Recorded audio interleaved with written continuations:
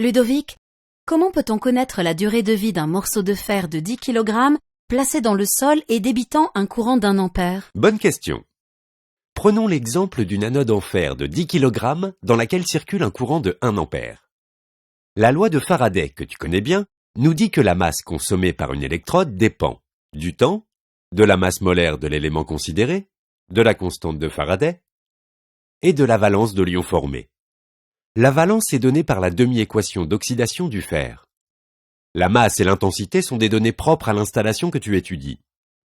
Cette loi nous montre que plus le courant électrique est important, plus la masse de fer oxydé sera importante. Parce que le courant électrique, ce sont les électrons, et ces électrons proviennent de la transformation du fer en ion Fe2+.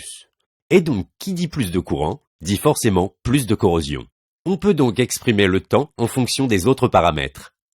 Le résultat obtenu est en secondes, que l'on convertit en années. Et voilà, ton morceau de fer de 10 kg exposé à un courant de 1 ampère sera entièrement consommé au bout d'une année.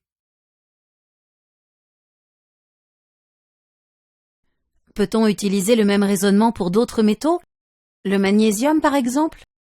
Quelle est sa vitesse de corrosion? Bien sûr, il te suffit de connaître la valence de la réaction d'oxydation et la masse molaire de ton élément. Alors voyons ce que cela donne pour le magnésium avec ces hypothèses. On trouve 4 kg de magnésium pour une année de réaction chimique. C'est étrange, on m'avait pourtant parlé de 7,3 kg par ampère et par an pour le magnésium. C'est vrai, car il faut également tenir compte du rendement électrochimique des anodes galvaniques en magnésium, qui est de 55%. Avec ce rendement et la valeur théorique que tu as calculée, on retrouve bien la valeur connue de 7,3 kg par ampère et par an. Peut-on utiliser le même raisonnement pour le volume de dihydrogène formé à la cathode? Et dans le cas de l'oxydation du fer, peut-on calculer le volume d'hydrogène formé?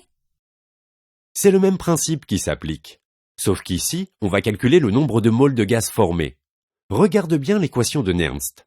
Je rassemble la masse et la masse molaire, et cela nous donne le nombre de moles. Voici l'équation de Nernst originale, qui relie le nombre de moles d'électrons échangés à l'intensité du courant. Maintenant, pour un gaz, on peut exprimer le nombre de moles en fonction du volume, et du volume molaire de ce gaz.